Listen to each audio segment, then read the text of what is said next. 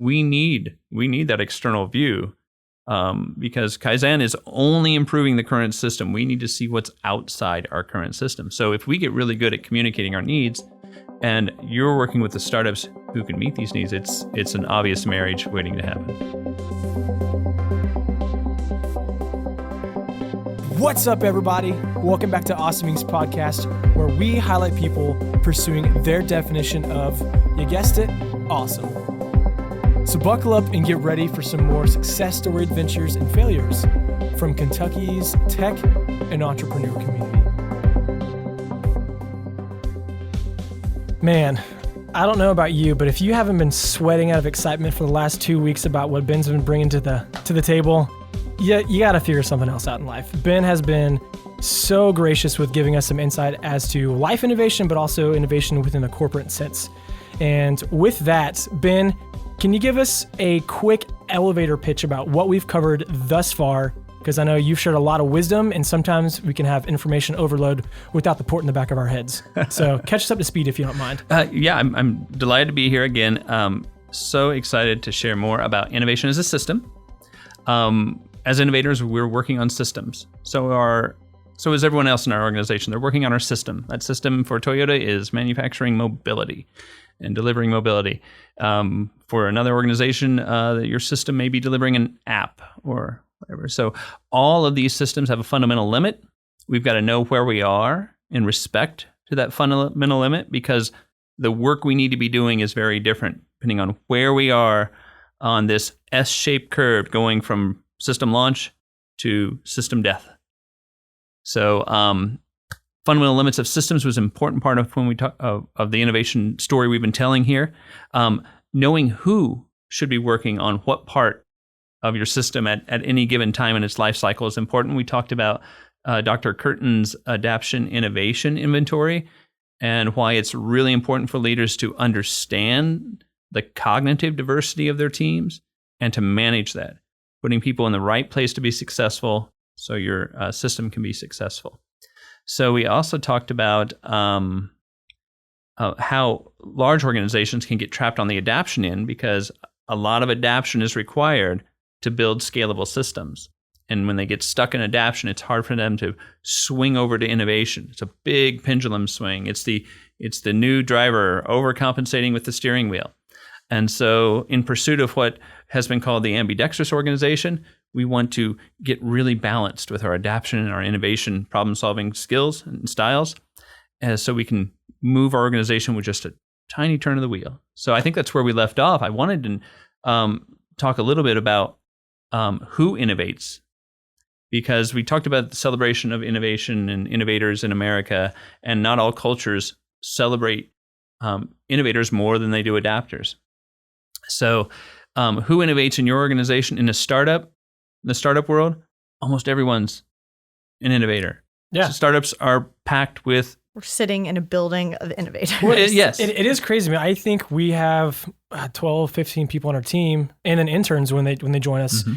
And everyone has their own sole responsibility, but we're so driven to, hey, I want to figure that out for myself, versus let me go ask this person or that person for their approval to either say yes or no before Absolutely. I do it. And so that really helps. The Curtin Adaptation Innovation Inventory points out that innovators have no problem bending the rules or just stepping around such rules when they need to. We can be really dangerous, and we need the balance of people who are more on the adaptation end of the scale. And it's taken me a long time to realize that. I could tell you a horrible story about having the solution for healthcare and personally guaranteeing loans to buy medical clinics and then watching it all go up in flames, but I don't want to bore you. And I also don't want to relive that painful experience without some bourbon. Back to the bourbon. So who innovates? Well, the innovators tend to want to do this kind of work, but they need to bring people who are strong in adaptation along with them, because you're going to, you're going to be running around with your hair on fire, and you're going to be pursuing a breakthrough idea. Have those adaptation folks close, because they're going to follow right along and help build the processes and the systems to actually get your idea out into a large number of customers. So that's sort of my rant on who innovates. We all do. Mm-hmm. adaptation and innovation, we're all going to be part of launching a new system. The type of work we're doing to go from idea to launch requires both the innovation folks and the adaptation folks. I think something that struck me literally as you just said this is who the people have to be the ones who lead the innovation. But going back to last episode, we talked about this happy moment or this happy accident, whatever, at the right timing. Who is the person that, from your experience at Toyota, maybe has led the innovation after this what or when happened? And they caught wind of it maybe early, and they thought, oh, this is about to happen. We need to act fast. I can think of a couple examples at Toyota. And Toyota's approach to innovation, of course, it's peculiar to Toyota. But if you think back, 20 years ago when they launched Prius. 20 years? Yeah. Wow. So they had the first hybrid 20 years ago. The first, commercially successful hybrid vehicle. And so yes, Toyota knows how to innovate. If you think about the launch of Lexus, crazy. You were going to go from your mid-market sweet spot of vehicles and launch a luxury brand. That's breakthrough thinking right there. So I can't go into all the names of all the people who are involved in those, but those examples bring a few things to my mind. Is Toyota has innovated by taking groups of really strong innovation types and separating them from the main business. And that's been Toyota's approach. And I think we probably need to integrate that more with the main business. But that's an example of how Toyota has approached it in the past. I think we're trying to figure out how do we make innovation part of our daily work as opposed to launching a new brand or breakthrough vehicle every 20 years or so. Yeah, but it's what we're working on. It's what we're working on today. That's very cool. Sure. I want to, I guess not go back. You really kind of brought it up again of valuing both the breakthrough and the incremental and the value of having them in the same room. I think so much of what we learned through a lot of the Venture Labs workshops that we did last year was that we did a lot of back and forth with the companies. So for those of you who don't know, Venture Labs did basically a one-day hackathon, these innovation workshops where he helped people come up with ideas, iterate on them, and then pitch them back to executives. And Tony Schmidt, our sort of entrepreneur in residence who taught those classes, he's one of our favorite stories. He has his own startup, worked at Microsoft, and is now running his startup full time called Greek Track. A little shout out. He also just had a baby. Second shout out. Sweet baby Alex. Tony's living his best life. I know, sweet baby Alex. But he is so passionate about not. And I'm not trying to push back on what you're saying, but he is passionate about not isolating the who we assume will be the big thinkers. And I think that's what he would say is who we assume it will be, but offering that ideation to everyone, because who better than to come up with ideas than the people who are on the front lines. And I think what I love so much about Toyota, the Toyota way, is that truly, and I wonder if maybe you don't, I think you know how special it is, but what you guys do with Kaizen is so special that companies don't do, that anyone can suggest an idea and it may be implemented, and it is encouraged to be implemented, because the engineers, the people who are developing and dreaming, they don't know what's going wrong on the line as much, right? Because they're not twisting when the car comes each time. And so I love kind of how you're bringing together that, celebrating both ends. And I don't know that they always have to be in the same room. Maybe adapters and innovators aren't always in the same room, but sometimes I think that's the sweet spot. Yeah, you've hit on something, of course, right at the heart of Toyota. The first pillar of Toyota is respect for people.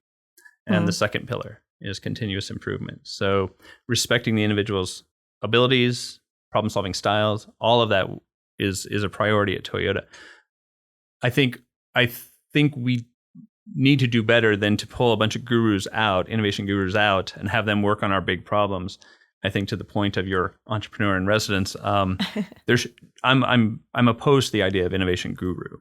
We need to teach everyone the skills for innovation. And I think, again, a shout out to Awesome Inc. and the work you're doing with Venture Labs and helping to bring these skills to corporations is essential, because you equip everyone at your organization to innovate. Some of them may be on the adaptation end. They can still innovate. It'll be harder for them. They will have to bring some coping skills with that, But they may really be passionate about an idea, and if you've given them the skills, they deserve the opportunity to bring those innovations forward. And that's certainly something Toyota encourages with the Kaizen is anyone, if anyone sees an opportunity to improve something, they bring it forward. And maybe they're not the ones who build the idea, but at least it put the Post-it note on the table. I think that even that, maybe to your point, and I think you're almost giving me and us at Venture Labs a better language for, it's not that we're trying to democratize the idea of an innovator. Not even with leadership, that's one of my pet peeves. And we're like, everyone's a leader. Well, you're not. You need first followers. You need, those are just as important as leaders. You can't have all innovators. Sure. But an adapter can give an idea to an innovator and then say, let me know when you need me. Well, your adapter just became a leader. If they have a really great idea, but they know that their problem-solving style is more towards adaptation, then they're probably going to find someone closer to the innovation side and say, I've got this great idea. Can you help me bring it forward? And they may still be part of the activity in implementing because that's their strength, but they've just become a leader because they've brought an idea forward and said, hey, I need your help because I know I can't take this all the way. I think I think we all have to be leaders at different times, and we corporations that just point to senior managers as leaders, end up robbing their teams of the opportunity to bring these ideas forward. That was good. This is great. Liz, you asked a question right there that made me think of why we even want to have Venture Labs be a thing. Because so many times we've talked with our friends in our community who they wonder why their company is outsourcing somebody to come in and not realize, hey, we have problems within the company that we are trying to solve, but no one's listening to my voice. And yeah, that's where Mike and you have done a great job of stepping in, helping people feel valued and their problems, frustrations, whatever it may be heard. So then their team, their management, their leadership can realize, oh, yeah, we do have things and people within who are having great ideas. Why not look here first? Right. Now, it reminds me of going all the way back to jargon. This is deep into the jargon, but we often call them intrapreneurs. And so often I think at a company, you get into a mindset of you've got your role and that's what you do. Sure. But in fact, you can think like an entrepreneur at your company. And that's what we so deeply believe in at Venture Labs is helping people think entrepreneurially. And maybe that means you spin off and start a new company within your company. Sure. Maybe that means you come up with the next great incremental change. But that the startup lifeblood is what we kind of want to give to the corporate world. And I think sort of where we exchange ideas is because startups learn from corporation. I mean, it's like you said at the very beginning, startups are not great at scaling and maintaining. They have to bring in other people for that. No offense to our founders out there. We love you. We're thankful for you.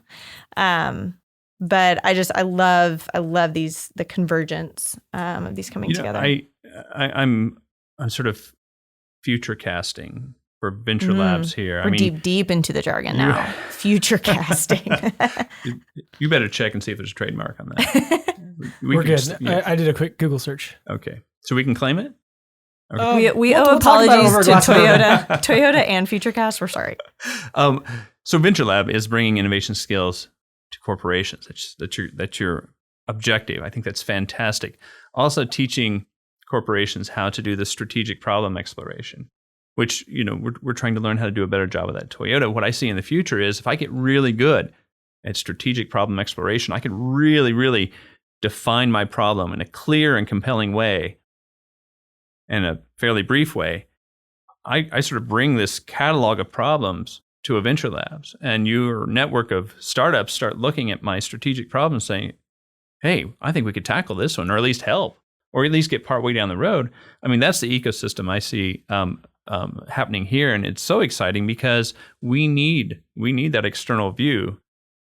Because Kaizen is only improving the current system. We need to see what's outside our current system. So if we get really good at communicating our needs, and you're working with the startups who can meet these needs, it's an obvious marriage waiting to happen. I have tears in my eyes. But I mean, really, that is what we have sat around. And that's what we see in other startup communities that have these beautiful relationships with corporate companies where it's both sides benefit. Is it symbiotic? I never remember that. Is it? I believe that's what I'm looking for. Synergetic or synergistic. Synergistic. Some fancy word that could be Both sides benefit. I get the bourbon. We'll find it out. Yeah. But truly, that's what we want to see is our founders knowing the engineers and the CEOs and this, because that's what we spent not 10, 11 years building. Yes, you're right. Is an ecosystem. You'll hear us use that all the time. You've used it. It's the bigger picture of how do we, and ultimately to really bring it full circle, it's about growing Lexington, growing Central Kentucky, growing Georgetown, growing Kentucky as a state. And that requires all of these coming together. I have a quick case study of how Toyota worked with a startup and then led to a product with a large organization. And I won't go into a lot of details because not all the IP, not all the ink on the patents are dry. You're good. Sure. But we were working with force sensors, and we worked with a startup that had some new technology. And it was really fascinating. We learned a lot. In fact, we learned so much that some of our engineers figured out how to improve the data they were getting from these sensors by using certain types of substrates. That led us to create some patents around this because it was a dramatic improvement in the performance of these force sensors. That led to us talking to a large global organization that wanted to manufacture some products with these improved force sensing abilities, and they may have a product on the market next year. So, but it wouldn't have happened if we hadn't connected with the really smart folks doing really bleeding edge stuff in the sensor space, a startup out west. Love that. That's the case study. That's the case study of our dreams. All right. Do you have any other questions, Garrett? I do. I have Like two personal, questions. spiritual questions, professional. Actually, I have all those. Liz cries when she talks, and so when she said I have tears in my eyes, she was not lying. They were glistening a little bit. But yeah, before we wrap up, Liz, I'll let you have the last word because this is your platform. I'm just helping you give her the message. Yeah, Ben, we ask a few questions as we wrap up our time together with any guest, and you have been more than a guest. You're practically family at this point. And there are a few things I want to know about you specifically, still focused on what we've been talking about with Venture Labs and corporate innovation, and yes, this S-curve. What do you do, maybe 1, 2, 3, 5 habits, whatever it may be, that you think make you successful in your line of work? I think it's got to be developing the empathy muscle. Okay. Ooh, that's good. I am always sensitive to where someone is trying to get a job done or struggling in some way. And this personal life, professional life, in fact, an example at Toyota, we came across an organization out of the University of Delaware that helps little kids, 0 to 3, with severe mobility challenges. And what they do is they customize little ride-on toys. So yeah. That's adorable. I love that. We are hacking 100 toy tundras for kids with these mobility challenges. And that's a great example of innovator and adapter. Yeah. I had an idea. I shared it with some people. It's obviously a heart-throbbing issue here, right? So I had adapters just line up to help build the process so we could identify these little ones, customize a toy tundra, and give them access to mobility for the first time. So empathy is probably the muscle I work on keeping toned more than any other muscle I have. I was going to ask a really bad joke and tell me or have you point to where your empathy muscle is, hoping you'd be like, oh, it's my right bicep. But yeah, that was lame. Ben, wow, I could talk to you all day. This is great. We'll do this after the show as well. Last question for me, then Liz, take it away. This is, again, a podcast,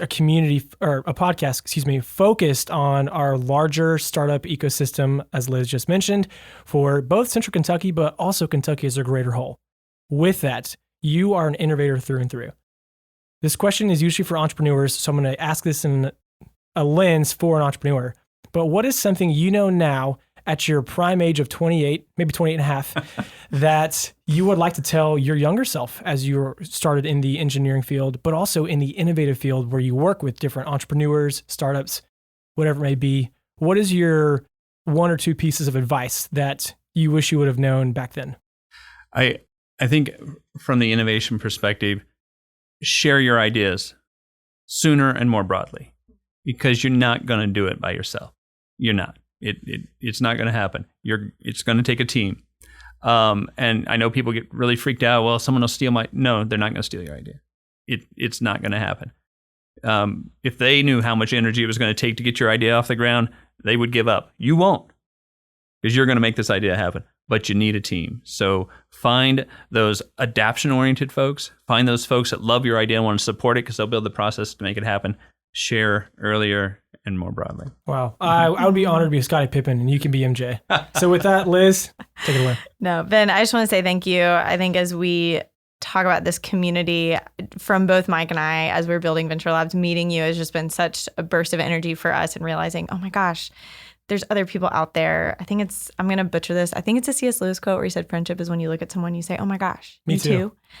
And that's just how we feel about you. You care about corporate innovation. We're so glad. Not only are you in our community, but you're in Kentucky, that you're here. So thank you for coming and sharing. Absolutely. I am so glad to have been connected with with my innovation posse. So that'll be the podcast we launch next. Thanks, Ben. Well, that's it, guys. Thank you so much for checking out this episode of Awesome Inc.'s podcast. And another quick thank you to Lee Rosevere and a few members from our community who provide the music that you hear in this show. Lastly, give us a follow on Instagram, Facebook, all that jazz. Or, even better, come on down to our space. Come be a part of our community and get plugged in, and let's start something awesome together. You guys rock. We'll see you next time.